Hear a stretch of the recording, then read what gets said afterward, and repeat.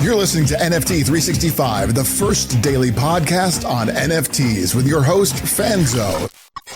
What's up, friends? Welcome back to another episode of NFT365, and excited, as far as, these bear market days of NFT and crypto. I always like to look, not only do I always try to figure out the glass is half full type mentality, but I'm a big fan of kind of cutting through the noise in the sense of what are the things that I can learn, study, embrace that maybe without this little break or this pause or this massive disruption that might afford me some opportunities. And so I'm going to talk a little bit about that. I'm also going to tap into some of the NFTs that we've bought over the last couple of weeks, because I actually think it's, makes this a very interesting conversation, because part of it is what do you do in a down market? And really, I know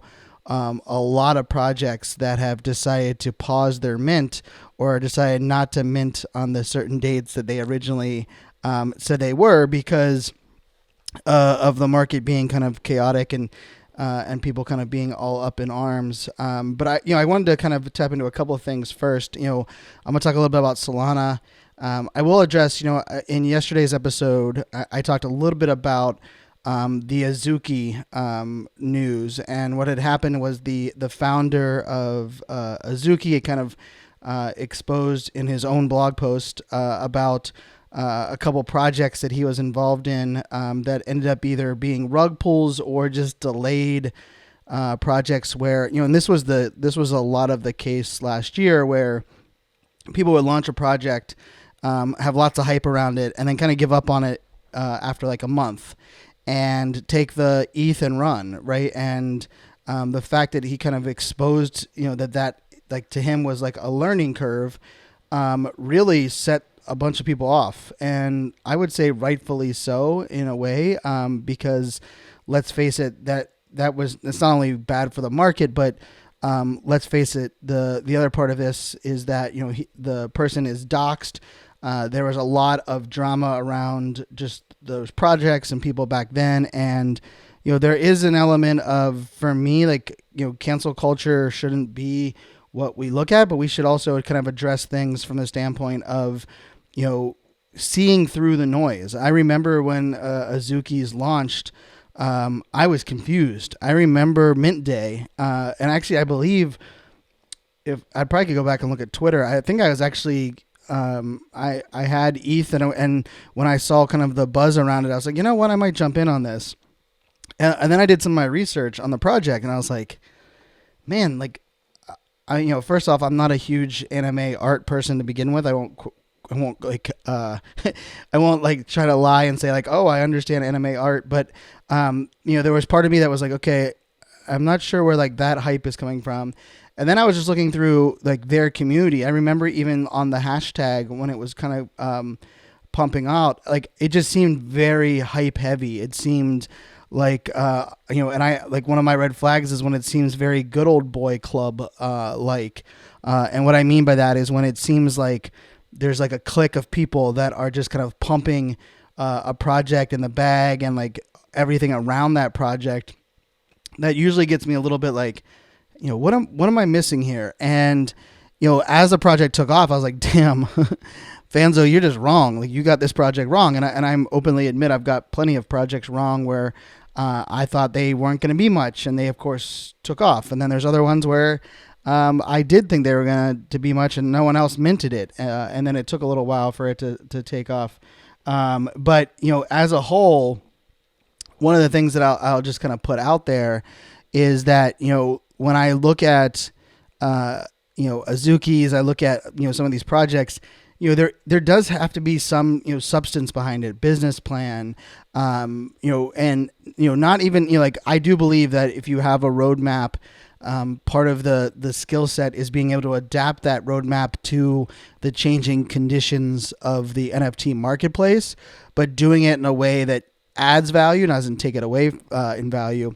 And so it's no surprise to me that the bottom kind of fell out. It was also the world's worst day to drop that news. And there's been some rumors around, the person either being blackmailed or forced to put out that information. Who knows what the truth is of that. But with that being said, there is, I've been doing a lot of this research on, NFTs each and every day. And I will tell you, like, yesterday was one of those days that I spent a ridiculous amount of hours, not only researching an NFT that we are going to buy today, but researching an NFT that we are planning on buying on Friday and Saturday. So I was deep into, the calendars, figuring out what projects were coming up. And this is something that, we're working on in our Discord, to kind of make this a little bit more of a collaborative effort. It's been very solo. I don't really have anyone helping me, over the last, it's almost been 6 months, which is wild. And remember, like, for me, part of this buying an NFT every day for a year was I wanted to create like a time capsule. I wanted to create, I also wanted to be able to give people, an entry point into NFT collecting that you didn't have to put your money up. And I also wanted people to kind of come along on the journey. And we have some plans. The team and I met yesterday.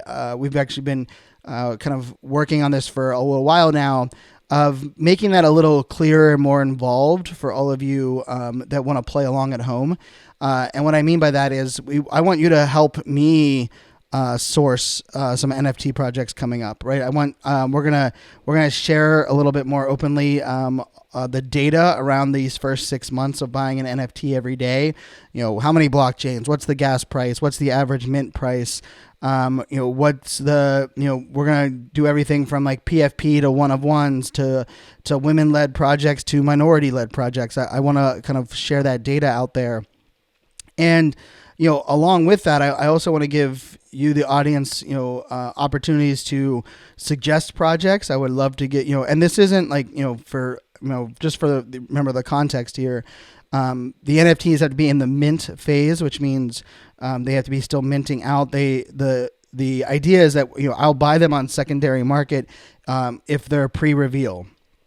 So if the art isn't revealed yet and maybe it minted out or sold out, I'm open to buying it on the secondary market. Of course, that usually costs more, and that goes against our overall budget of the project. But I will also say, like, part of this has been, it's been an amazing learning for me. I will argue, and I would love someone to kind of prove me wrong. I don't think anyone else has spent more time over the last 6 months studying and researching NFTs every single day, and on multiple different blockchains, on multiple different areas, right? And one of them happens to be Solana, which is one I wanted to tap into a little bit today. Because Solana, interestingly enough, as Ethereum dipped in prices, I noticed Solana started to be in my feed a little bit more. And I'll give a shout out to Brooke J. Lacey, who was one of our guests, a couple months ago here on the podcast. She made the comment. She's like, well, I've been big into Solana before Solana was cool. And I made the comment, was like, who said Solana is cool? And that wasn't me jabbing at Solana, but I was actually kind of thinking it from a funny perspective of, I feel like Solana has been there the whole time. It's just been different types of projects. There's some different things that kind of happen over there. For those that aren't familiar as much with Solana as a marketplace, there's really 3 marketplaces. There's Solsea, Solana Art, and then Magic Eden. And what's really different about Solana-based NFTs, for the most part, you're not minting on a website. You are actually, for the most part, minting or buying, the release on the different marketplaces. So Magic Eden, which happens to be my favorite one of their platforms, they have something called a launch pad. So like when you go to their website, you click on the launch pad, and the launch pad is actually the NFTs that are currently in that mint launch phase. So you can click on the launch pad, you can see which ones that are minting. Like right now, when I click on it, there's a couple that are what they consider are in that launch pad phase. One of them happens to be Soul Galaxy, because I think it's Galaxy, but Soul. So Soul Galaxy Metaverse. And it's pretty neat. On the marketplace, it'll tell you like, okay, they are doxed.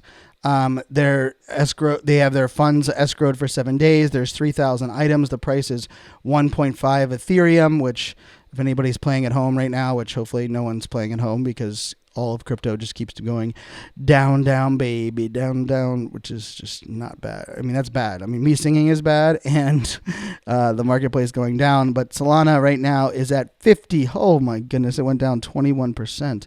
Oh, it's at $56. It was at $100. Man, it was at $100 3 days ago. Wow, from $100 down to $56.85. But on the, back to the website, what I really like about Magic Eden's Launchpad is like they actually have a countdown clock for the whitelist. They tell you how many people are on the whitelist, what the max purchases are for making a purchase, and then they tell you when the public sale is. So when you connect your wallet, which my preferred wallet is the Phantom wallet over there on Solana, and you connect your wallet and then it tells you if your wallet, so it'll say your wallet can mint. And if you're on the whitelist, it'll tell you the countdown clock to where the whitelist minting starts. Or like in this one, I'm not on any whitelist. So it says your wallet can mint in 4 hours and 21 minutes and 14 seconds. And then you can scroll down and you can actually see an overview of the project, the roadmap, the team. So it has the team kind of outlined. And then it has links to like their white paper. And I'm going to click on these white ones just on this project just to, out of curiosity. This website, this Solixy metaverse, very interesting. I like they have a little demo on their website. I can click on the contract. I can click directly to Twitter. I can click directly to Discord. And I will tell you, like this layout is better than most dApps that you're seeing on websites. For those that aren't familiar, when you go to your website to buy an Ethereum NFT, most of the time you're minting on the website, right? And then after you mint it on the website, it'll pop up and say, congratulations, go over to your favorite marketplace to view the art or to wait for the reveal. And that's when you usually jump over to an OpenSea or Looks Rare, or if anyone's using Coinbase NFT, you could jump over there to Coinbase NFT. But what is neat, like what I like about this Solana marketplace launchpad, and I'll just say they're the ones that kind of launched the launchpad idea. But over the last week or two, I've noticed that Solana Art also now has their own little launchpad built into their marketplace.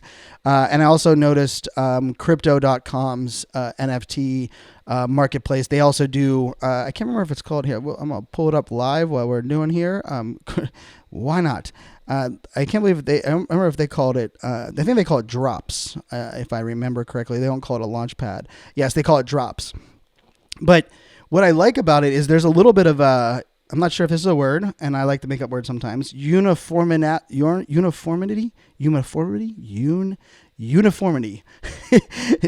There's some structure and some consistency, because if I go and look at Launchpad on Magic Eden, and I'm gonna click on the other one, which is actually the one we minted yesterday, which is kind of funny, which is called Soul Phoenix, and I can click on that one. And it has very much the same thing. It tells me, hey, the team is privately doxed. Our funds are held in escrow. There's 5,555 of them. The price is 2 Solana, which, crazy enough, 2 Solana is $100 today. And you might notice, just even by me explaining this, Solana has, yes, they have no gas prices or very little gas prices.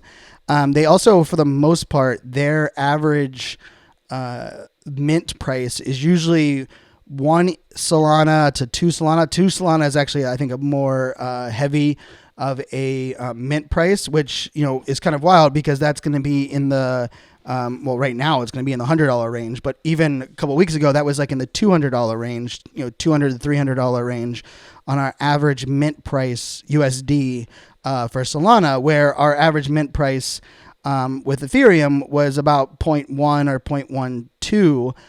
Which we're looking at like the $800 range. So almost, more than double on the mint price. Now, I will say, part of the downside of that, of having no transaction fees, is that I almost feel like even easier for rug pulls to exist. It's even easier for people to build bots on the platform. It's also the risk for a bot. Like if we think about this, excuse me. I didn't mean to cough into the microphone, but if we think about this from a standpoint of, if I was writing a bot, right, and I worked in cybersecurity, for the DoD for about a decade, when you think about, writing a bot or a program, or if you're a scammer, and not all bots are bad. There's plenty of reasons to use bots in many ways, and I think, bots aren't bad. It's the people that program them to do bad things. It's just like automation as a whole.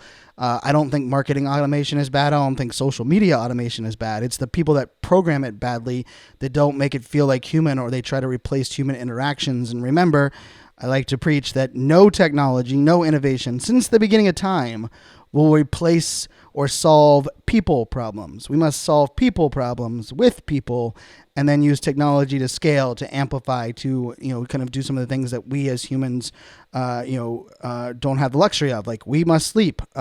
Technology and computers don't have to. So there's a lot of things that we can do there that humans aren't natively set up to do. And I digress a little bit on that little sidebar. But with all that being said, if I was looking at it from a cybersecurity perspective, and I was like, man, you know what? If I wrote a bot and I wanted to buy 1,000, if I wanted to control 50% of an NFT collection so that I could manipulate the floor, would you jump in on a blockchain that had transaction fees and the average price was at a $900 tick? Or would you jump in with one that had no transaction fees and the average price was about $300? And sometimes with lower entry points, people assume because it costs less that it's a great place for getting started with NFTs. And this is probably should be a whole episode, because this is like a pet peeve of mine, because for the most part, I don't actually suggest my community, my friends, my inner circle, those that I'm onboarding into this space, I don't actually suggest them to go into Solana.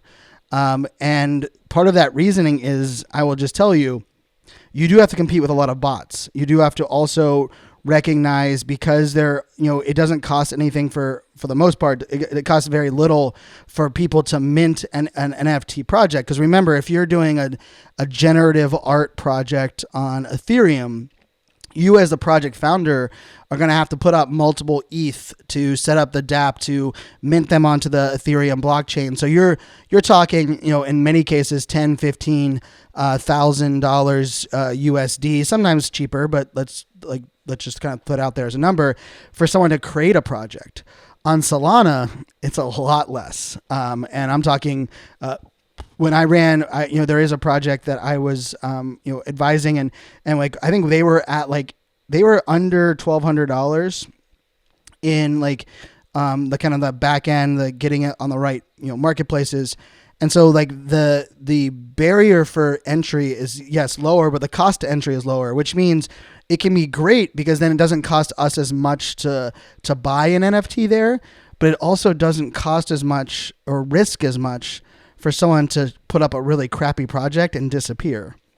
The other thing about Solana that is a little bit more concerning or a little bit more confusing is, along with the different marketplaces, certain NFTs, although they're all on Solana, certain NFTs that you buy will not show up on some of the other marketplaces. So unlike, Ethereum, where, on Ethereum, the nice thing is, no matter where I'm going to a marketplace, I could go to Rarible, I could go to LooksRare, I could go to OpenSea, I go to Coinbase NFT platform, I could go to, there's many others, I could go to XY, I could go to, plenty of these marketplaces. It's going to pull just about 99.9% of all of my NFTs that are on Ethereum. There's some exceptions where a platform might block a project because of copyright violations or some of those type of things, or as most people know, like CryptoPunks aren't available on OpenSea, securities, and a couple other things that are going to go involved there. But with that being said, part of the thing that is, like I just was going to test this out for us here on while we're live, and I am recording this of course live, and so I just connected my Phantom wallet, which I will tell you. Let's see how many. And I've been, just for context as well, my actually first Solana NFT that I ever bought was actually June, almost a year ago. Actually, it's just about a year ago. The first week, it was before my birthday. That's the only reason I know it. My birthday is on 69, June 9th. And it was right before my birthday. I bought my first Solana NFT. And so if I look right now on Magic Eden, where it's showing my Phantom wallet, I'm just going to say, so there's 6, 7, 8, 9, 10, 11, 12, 13, 14, 15, 16, 17, 18, 19, 20, 21, 22, 25. Okay, I have 46 Solana NFTs in this wallet, and I do have 2 Phantom wallets that I use. One, I have a couple of the project NFTs in, but 47 or so NFTs in this wallet. And if I connect that same wallet to Solana Art, which is one of the other marketplaces, they're only able to show me 1, 2, 3, 4 of my NFTs. Now, this can, to me, like this kind of disconnect, and I don't know, let me connect my wallet to, let's see, look, NFTs in my wallet on the other project. So like now I'm on SolC, and there's 1, 2, 3, 4, 5, 6. So 6 on that platform. And this is part of the thing that, consistency of experience. It's so interesting. I believe Solana has done a better job making a consistent minting experience on the platforms, on the marketplaces. But the lack of consistency across the blockchain makes it very frustrating, right? Because like the fact that I'm on SolC, which is a marketplace for Solana, and I can't look at my MetaWhips NFTs. Yet if I go onto Magic Eden, which is a marketplace on Solana, I can look at the 20 or the 18 NFTs that I have that are part of the MetaWhip brand, right? The for those that remember that episode, and they've done a really amazing project, and they're donating a lot of the funds to us and the Mint365 project called the Candy Machine, which I'm gonna do a whole episode with them on that. We're gonna do a little fun piece on that. It'll be later this week.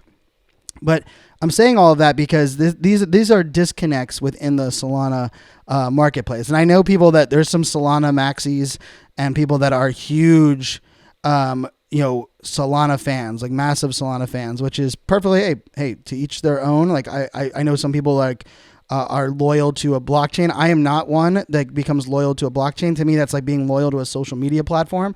If those blockchains or those things aren't paying me directly, even like, hey, I hold Solana, I hold Ethereum in my crypto wallet. Like I'm gonna look at which ones are best for me as a collector, me as a creator, me as a fan of what Web3 can enable. And so I know there's going to be people that are like, well, Brian, this is the reason that, Solana Art is looking at these type of projects and these different marketplaces. But here's the truth. How easy is it to onboard someone into Solana? And most people assume like, oh, well, it costs less to be there, so it must be easier to onboard. I don't think that's the case. I actually think that makes it a little bit more of a difficulty element because these different marketplaces are a little bit more disjointed. And then I will also say, because I feel like there are more bots that are in play on Solana, and I'll just tell you, I have a couple friends that are huge into Solana NFTs. They have thousands of Solana NFTs, and one of them sent me a message the other day. I'm gonna have one of them on the podcast. But he sent a message to our group chat and just said, Fanzo, if you're not using a bot on the big Solana projects, you're not playing the game correctly. And there are actually NFTs that you can buy that are Solana bots that help you. Like you put in, hey, I want to buy 12 Solana worth of this NFT on mint day, and it'll just mint them directly to your wallet for you.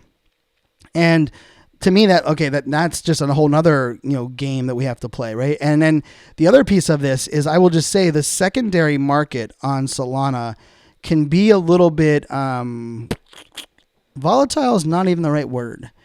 It can be a little bit confusing because unlike Ethereum, I feel like there's a lot of you're betting on like momentum, and you're betting on the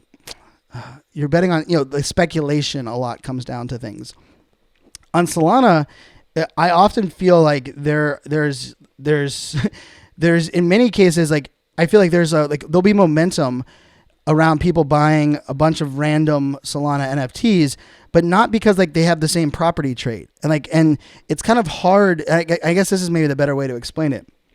It's actually hard for me as I feel like I'm pretty damn experienced in this space. I've been minting, I minted my first Solana NFT a year ago, right? So it's not like I'm brand new to this game. But with that being said, like there is oftentimes I will look at a collection, like I was going to pull one up right now, and I will look at the activity inside of like Magic Eden, and I'll look at like, okay, the NFTs that are selling, and I'll try to look at like trends, like, okay, this OK Bear sold for 210 Solana. Okay, what about this OK Bear made it more valuable than the one that sold just before it at 105 Solana? Now, for whatever it's worth, I feel like that information, that ability for us to kind of track that or kind of see those macro trends is a little bit easier. Now, I will give credit to Magic Eden. The ability to look at micro data and micro trends is way better on Magic Eden. Like Magic Eden, like the details they give you, they'll tell you the rank, they'll tell you, if it costs anything to list or bid on it, it'll tell you the transaction fee. It'll tell you the artist's royalty fees. All of this on the dashboard. It tells you the attributes. It tells you about the project. The activity, the way that they do the activity log, I actually think is really slick.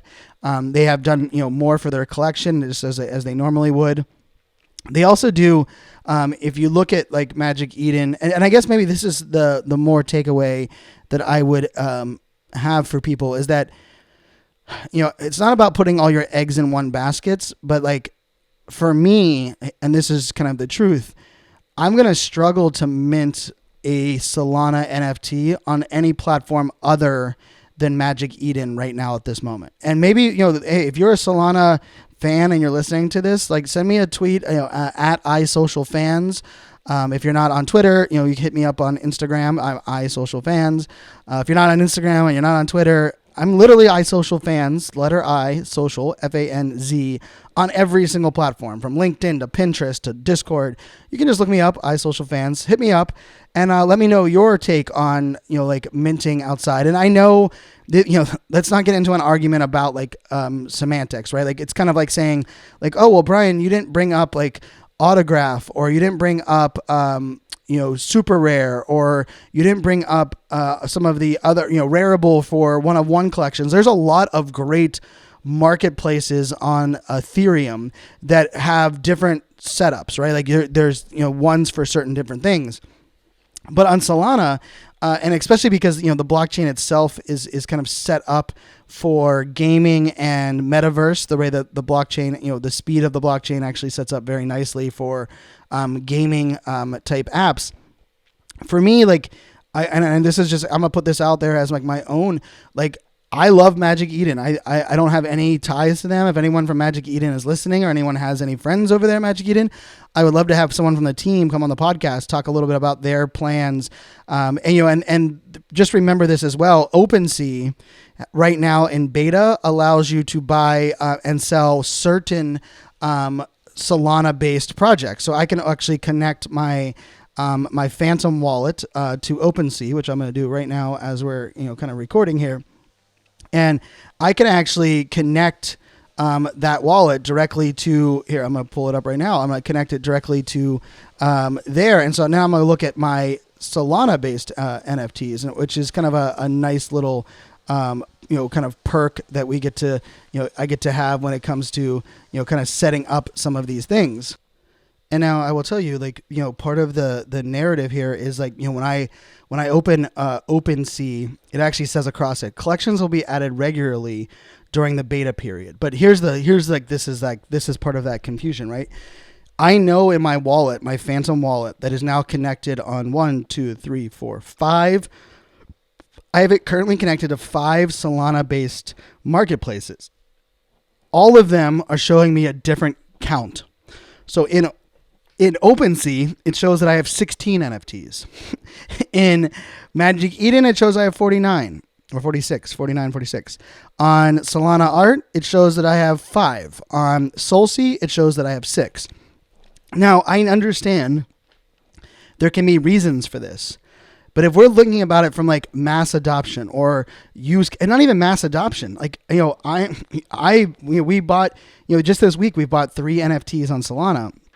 I'm going to get into that real quick because that's where I want to go this at the end of this episode, is that, like, part of this like narrative has to be about like, how do we simplify some of these things? How do we also kind of add a little bit like of a layer to better understand some of the nuances? And, and we're all still kind of working this out. So I think Solana, the more attention Solana has on it, the more we're going to see some kind of, of that growth over here on that platform as well.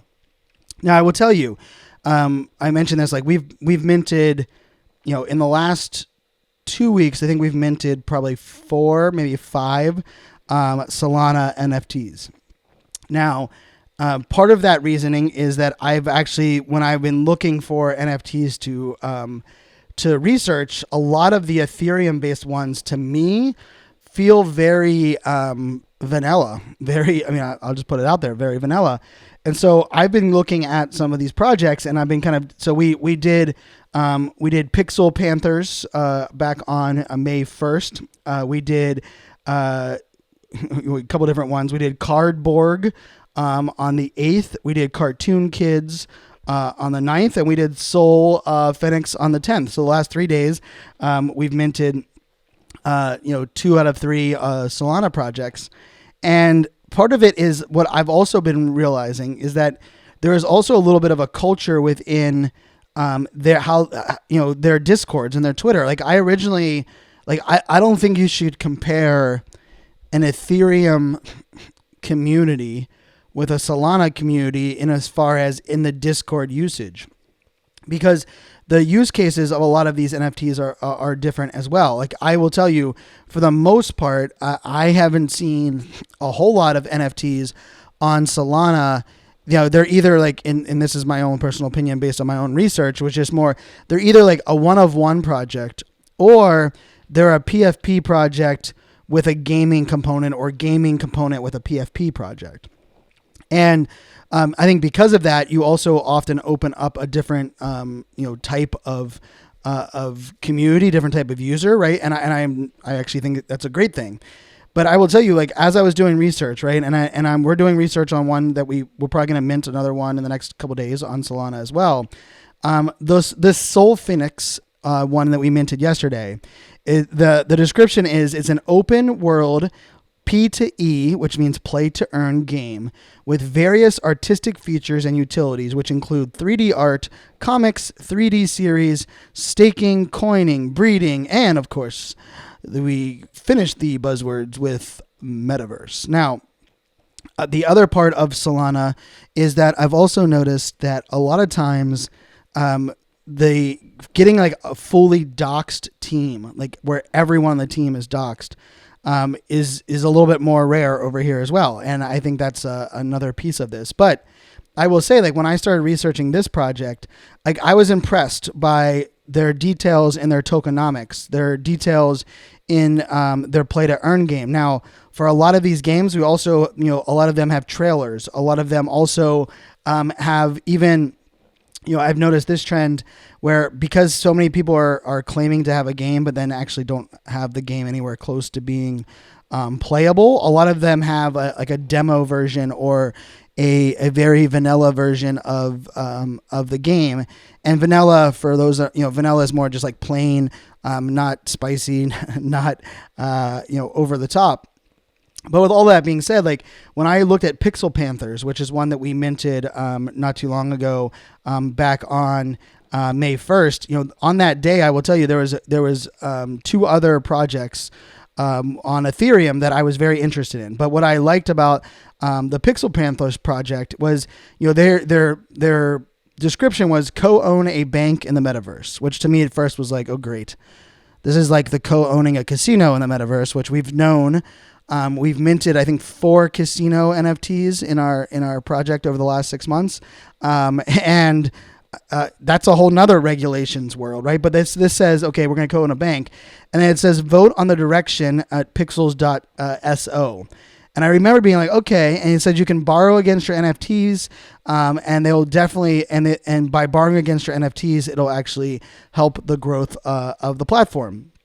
So I remember jumping over to the website, and I will tell you, I was very impressed with the white paper.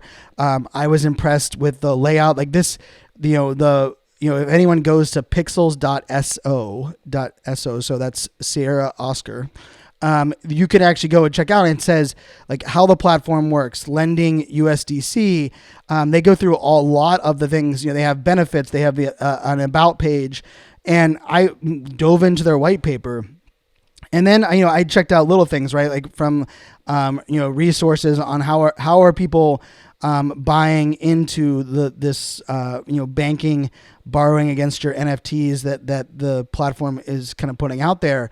And I was like, man, this is an impressive, and so when I went through my trust matrix, right, where I'm checking the boxes, this project checked out way more than the couple Ethereum projects that I was looking at. But I will also tell you, I was disappointed on the mint day, as the mint was flooded with bots. I mean, holy cow! And they did the whitelist on, I believe the whitelist was on the 30th of April, and then May 1st, of course, was kind of like the public mint. And and the other part of this that had me a little bit, what can I even say? How can I say this correctly? Had me a little bit jaded, I guess is the right way to say this, is like, I also felt like their Twitter, although was engaged and had some people playing into it, the other thing that I've noticed with a lot of these Solana projects are there's a lot less crossover in like the type of collector. And I feel like with Ethereum, maybe I'm a little bit biased here, and I want to own the bias that might exist in this episode. And I am spending a lot of time in Solana, and I will also tell you, like, over the last 3 months, almost every day, not every day, 5 out of 7 days, I will find a Solana project will make it to my final 4. Now, a lot of them don't make it to the one that we finally pick, that is the one that we mint out. But I think that's a good sign, because if I had to tell you that 4 months ago, when we were 2 months into this project, I would tell you there was maybe a Solana project that made it into my final 4 once a week, and now they're at like 5 times a week. So I think the quality of projects, I think the fact that Magic Eden, I believe, has kind of leveled up the game as far as the marketplace goes. And I will also just put this out there, is that I'm going to make a commitment that Solana will be the place that I'm probably going to be spending the most of the time learning and playing over the next 30 days or so, to even better understand some of these nuances, so I can present that to you, as a community, as an audience. And then lastly, I'll say, like, one of the things I think when we're looking at like projects that we're minting, we also have to just recognize there is also a little bit, there's always going to be some bias in, even for me, right? I know that like my goal with this Mint 365 project is to buy NFTs and hold them until November 11th of this year, where we can sell them. And really, I'm definitely coming at this from a much more diamond handing position. Now, the funny thing about that is that'll probably change come September, October, because now I'll be looking at like what projects are going to be at the height come November 11th when we sell this entire collection as one mosaic. But at the moment, I'm still working on like, how can I predict that 6 months from now, this project is going to be worthwhile, or this project is going to be, one that is going to hold its value.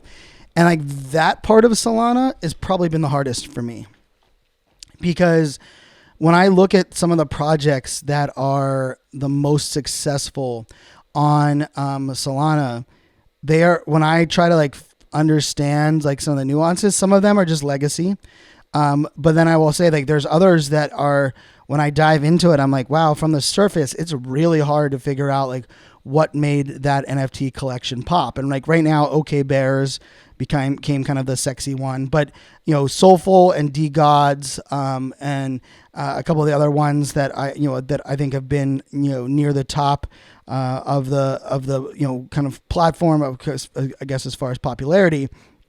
I've been tracking them for a good while, and I think part of that struggle is like kind of predictability of long term on Solana for me has been a little bit harder. I will say from a secondary perspective, if I was going to flip NFTs, I feel like I could make some Solana and make some headway, because I feel like there's a lot of things that I can see as far as quick flip trends. But that long-term Solana success, I'm not sure if I've figured out how that kind of game all plays. And I will tell you, I believe it was our fourth NFT. I was trying to pull it up right now. I think it might have been our fourth NFT that we ever bought. Here, let's see what it was. I'm going to pull it up for us to hear live as we kind of wrap this episode. But this was, hold on, let me see the Onigiri NFT, which is the NFT that we purchased for the way back in November. So this was actually, it looks like day 4 of so back on like November 16th of our project. Like the idea of like, okay, well that one we minted it before a lot of the marketplaces existed. So now like what does that mean? And as we all know, kind of in Ethereum, there is something powerful about like the nostalgia play, like the original OG collections. I know, shout out to Drew, producer here of the podcast. He's a huge Crypto Skulls fan, because he looks at that as like one of the projects that was around from the start. And he's very bullish on that being, a reason that collection will continue to gain in value. And that's actually one of the questions that I'm just gonna have to put out there, is I'm gonna have to figure out, like, I don't know how well the original Solana NFTs hold in value at the moment, but that might be a place that you can pick up some, of the original like Soul Punks and Soul, some of the original Soul collections, and in a way get in there very cheap and try to hold on to them to the very end. But that's kind of my little bit of a dive into our collection. I will tell you, I've been teasing out this project that we're going to launch. I will tell you that we are minting the original, the first of the collection will be minted on Ethereum. So you're going to want to make sure you have Ethereum in your wallets, let's just say towards the end of the month, beginning of June. But there will also be a Solana component NFT that is going to be a part of this bigger picture that we are creating, this entire project that I'm super excited to bring to you, and really excited to. Hopefully, it's gonna teach us a lot of things, everything from burning to game theory to some of the mechanics to tokenomics. There's gonna be a variety of things to play along with, and if all of those things overwhelm you, it's gonna be a great place for you to have your first experience with all of those.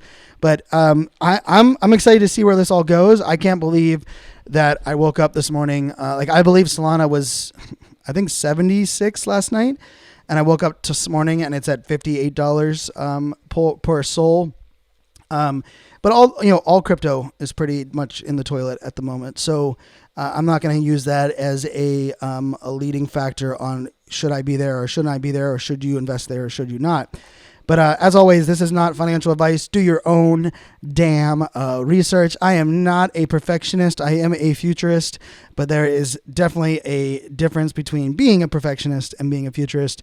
For me, I like to look at trends. I like to translate the geek speak. I like to listen and learn from experts. I am by zero means, a master or expert in any of these places, but I am spending a lot of my time, a lot of my resources, a lot of my money on this whole project and the podcast, hopefully teaching you, inspiring you, motivating you, maybe to be a better collector, maybe be a better investor, maybe to collect that leads into you launching your own project, whatever that may be. I appreciate you for coming on the journey.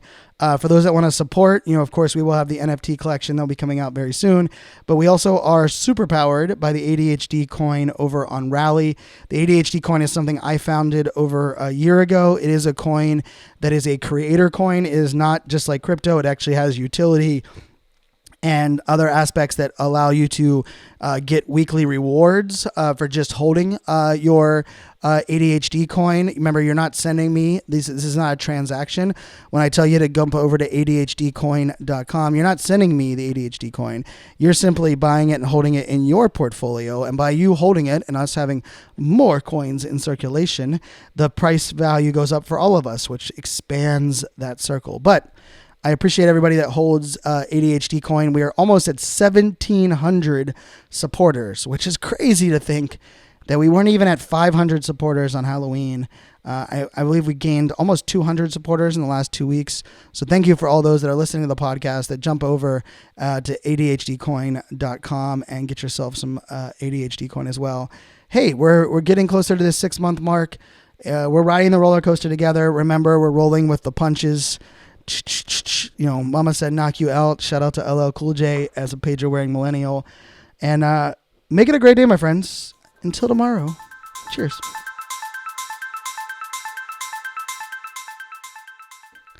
Ooh. All right. So yeah, that was a little deep into the Solana side. Hopefully those that are all watching here on the video. Yeah, it's definitely interesting. I'm not going to claim to be an expert, but I would love, if you're watching the video still, put into the comments, like, what's your favorite Solana project? What is the reason that you like Solana? Or what is the reason that you don't like Solana? Or maybe what is the reason you listened to this episode based on the title and came in here to be a part of it? So I would love to know. Cheers.